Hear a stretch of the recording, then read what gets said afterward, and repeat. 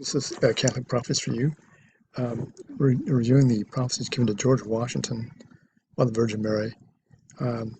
This is pretty important stuff, as you'll see in a second.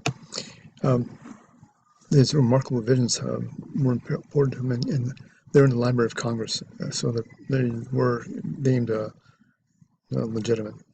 Note, the following was originally published by Wesley Bradshaw in the National Review, Volume 4, Number 12, December 1880, and handed down to the author by his grandmother. The last time he had ever seen Anthony Sherman was on July 4th, 1859, in Independence Square. He was then 99 years old and becoming very feeble, but though so old, his dimming eyes rekindled as he gazed upon the Independence Hall, which he came to visit one more time. Let us go into the hall. He said. I want to tell you an incident of Washington's life, one which no one alive knows of except myself, and if you live, you will before long see it verified. From the opening of the Revolution, we experienced all phases of fortune, now good and now ill, one time victorious, another conquered.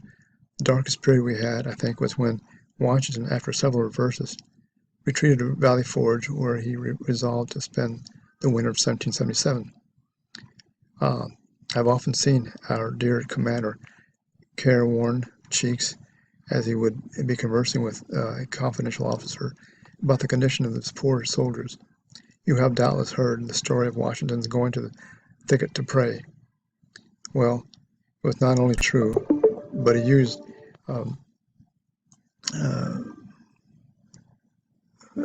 often to pray in secret for aid and comfort from God, the interposition of whose divine providence brought us safely through the darkest days of tribulation. One day, I remember well, the chilly winds he whistled through the leafless trees. The sky was cloudless. The sun shone brightly. He remained in his quarters nearly all the afternoon alone. When he came out, I noticed that his face was a shade paler than usual, and there seemed to be something on his mind of more than ordinary importance. Returning just as after dusk, he dispatched an orderly to the quarters of the officer I mentioned, who was presently in attendance. After the preliminary conversation about half an hour, Washington, gazing upon his companion with a strange look of dignity, which he alone could command, said to the latter, I do not know whether it is owing to anxiety of my mind or what, but this afternoon, as I was sitting at the table, engaging in preparing a dispatch, something seemed to disturb me. Looking up, I beheld standing opposite me a singularly beautiful female. So astonished was I, for I had given strict orders not to be disturbed. It was some moments before I found the language to inquire the cause of her presence. A second, a third, and even a fourth time did I repeat my question, but received no answer from my mysterious visitor except for a slight raising of her eyes. Presently I heard a voice saying, Son of the Republic, look and learn, while at the same time my visitor extended her arm eastwardly. I now beheld a heavy white vapor at some distance rising fold upon fold. This gradually dissipated, and I looked upon a strange scene. Before me lay spread out in one vast plain all the countries of the world, Europe, Asia, Africa, and America.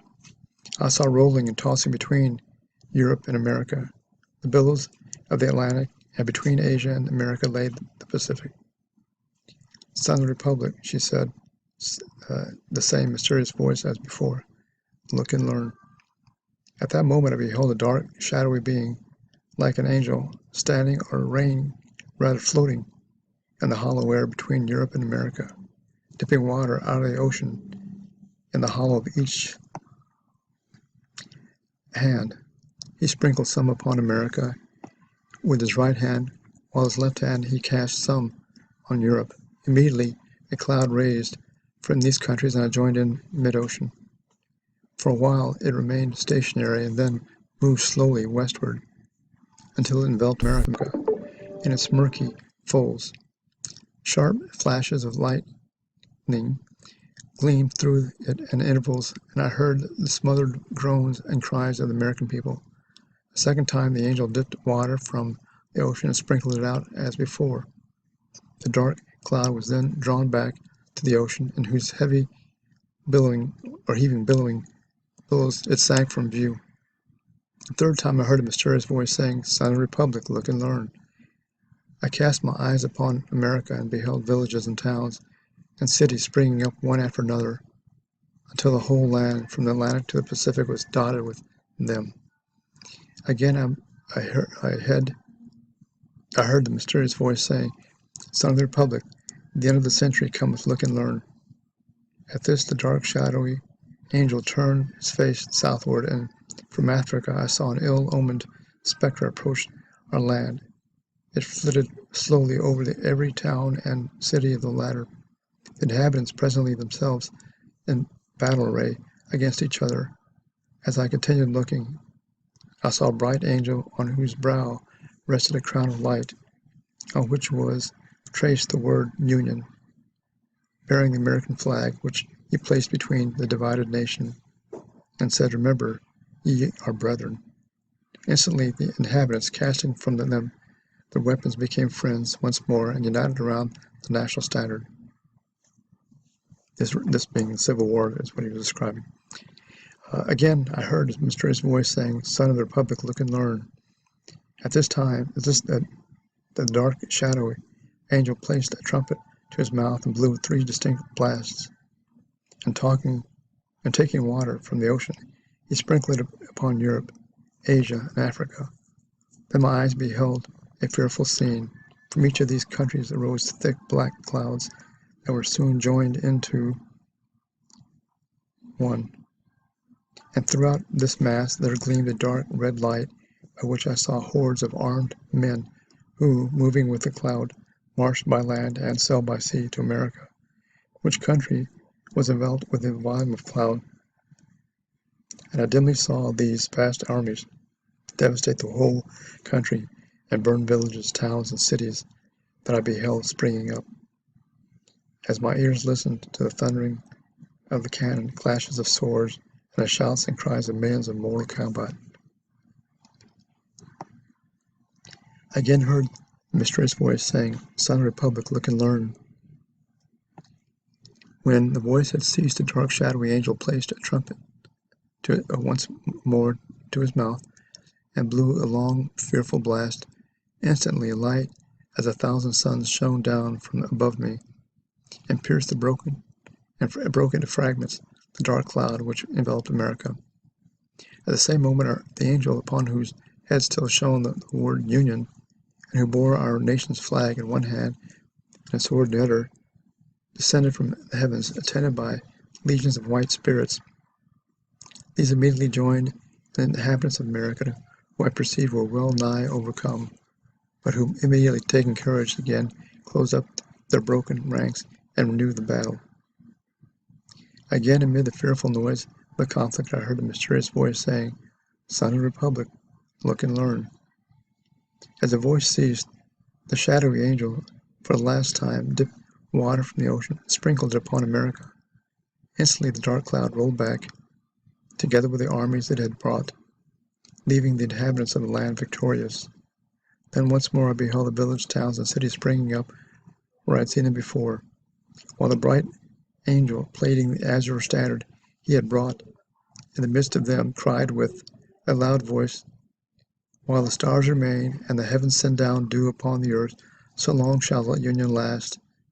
And taking from his brow the crown on which was emblazoned the word Union, he placed it upon the standard, where the people, kneeling down, said, "Amen." The scene instantly began to fade and dissolve, and I at last saw nothing but the rising, curling vapor I had at first beheld. This also disappearing, I found myself once more gazing upon the mysterious visitor, who in the same voice I had heard before said, "Son of the Republic, what you have seen is thus interpreted. 3 great perils will come upon the Republic. The most fearful is the third. The comment is the word third.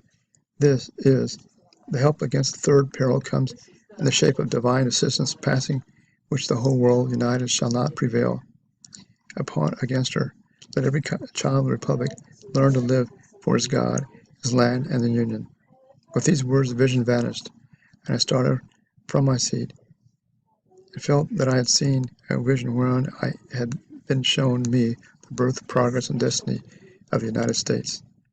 Such, my friends, concluded the venerable narrator, were the words I heard from Washington's own lips, and America will do well to profit by them.